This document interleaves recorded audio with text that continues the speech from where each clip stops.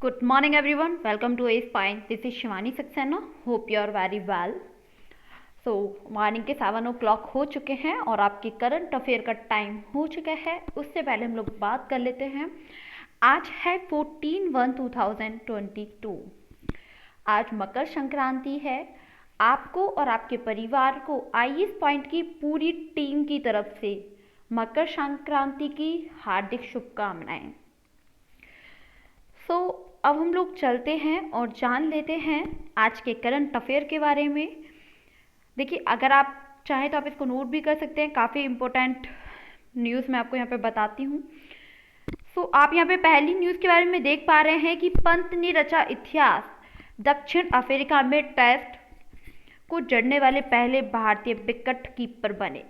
ठीक है, तो आप इसके बारे में जान पा रहे हैं कि भारत के विकेट कीपर बने पंत ने दक्षिण अफ्रीका के खिलाफ केप टाउन टेस्ट में भारत की दूसरी पारी में 133वें गेंदों पर शतक जड़ते हुए अपना चौथा टेस्ट शतक बनाया और इसके साथ साथ 24 वर्षीय पंत दक्षिण अफ्रीका में बनने वाले पहले भारतीय विकेट कीपर बन गए और पंत के 4 टेस्ट शतकों में से 3 विदेश में आए हैं।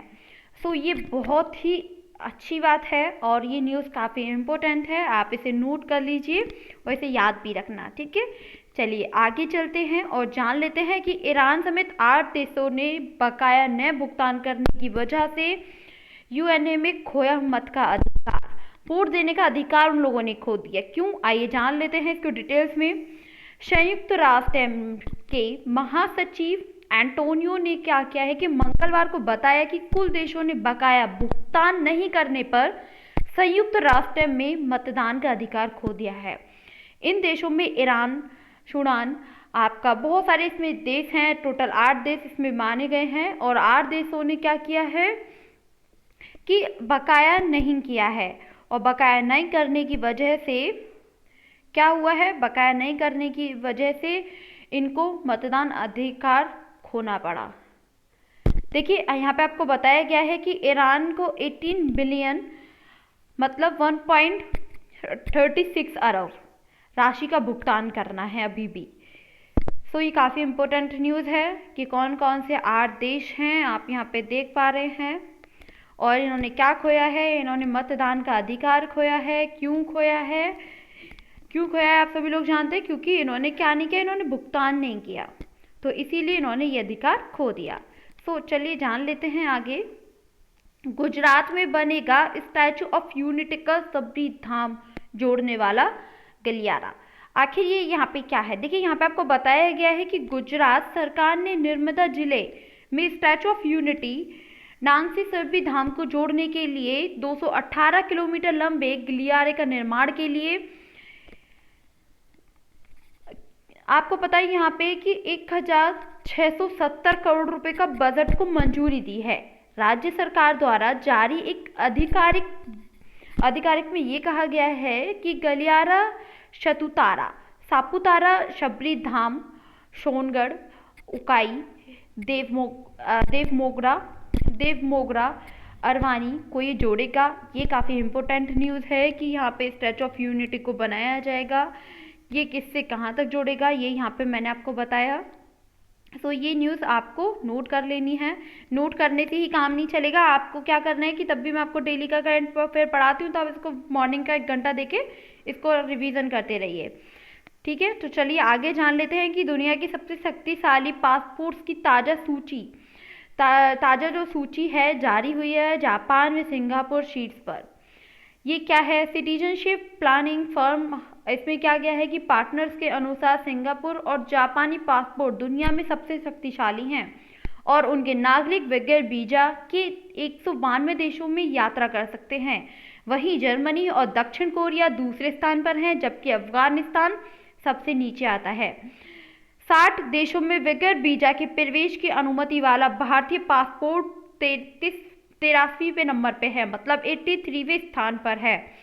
ये काफ़ी इंपॉर्टेंट न्यूज़ है, काफ़ी नॉलेजेबल है, आपको ये पता रहना चाहिए, आप इसको नोट भी कर सकते हैं। चलिए आगे चलते हैं इसी न्यूज़ के साथ और जान लेते हैं नेक्स्ट न्यूज़ के बारे में। रॉकेट वैज्ञानिक एस सोमनाथ नियुक्त किए गए, इसको क्या बताया गया कि अगले प्रमुख के शिविर लेंगे जगह। केंद्र सरकार ने वरिष्ठ रॉकेट वैज्ञानिक एवं विक्रम साराभाई स्पेस सेंटर में क्या कहा गया है कि निर्देशक एस सोमनाथ को भारतीय अंतरिक्ष अनुसंधान संगठन के अगले प्रमुख रूप में नियुक्त किया है। उन्होंने 3 वर्षीय कार्यकाल के लिए अंतरिक्ष विभाग का सचिव एवं अंतरिक्ष आयोग अध्यक्ष नियुक्त किया गया। वह पदभार ग्रहण करने पर के शिवन की जगह लेंगे। सो ये न्यूज़ भी काफ़ी इम्पोर्टेंट है और आप यहाँ पे से देख पा रहे हैं, तो ये भी आपको नोट कर लेनी है। पॉइंट वाइज आप इसको नोट कर सकते हैं, 1 लाइन में 2 लाइन में आप इसको न्यूज़ को नोट कर सकते हैं। दैट्स मीन कि आप 1 पेज में पूरा करंट अफेयर आज का नोट कर सकते हैं। सो चलिए जान लेते हैं नेक्स्ट न्यूज़ के बारे में कि इस साल के ऑस्कर समारोह में 3 साल बाद फिर से नजर आएगा होस्ट। यहाँ पे आपको बताया गया है कि एंटरटेनमेंट के लिए जो प्रमुख केर्क अचीव्ड मंगलवार को बताया गया है कि 2022 के ऑस्कर समारोह में 3 साल बाद कोई होस्ट होगा। 19वें अभिनेता केविन होट की पुराने ट्वीट से हुए विवाद के बाद समारोह बिना किसी आधिकारिक होस्ट के आयोजित हुए थे। 2022 का जो ऑस्कर समारोह है तो उसमें कब होगा, वो 27 मार्च को होगा।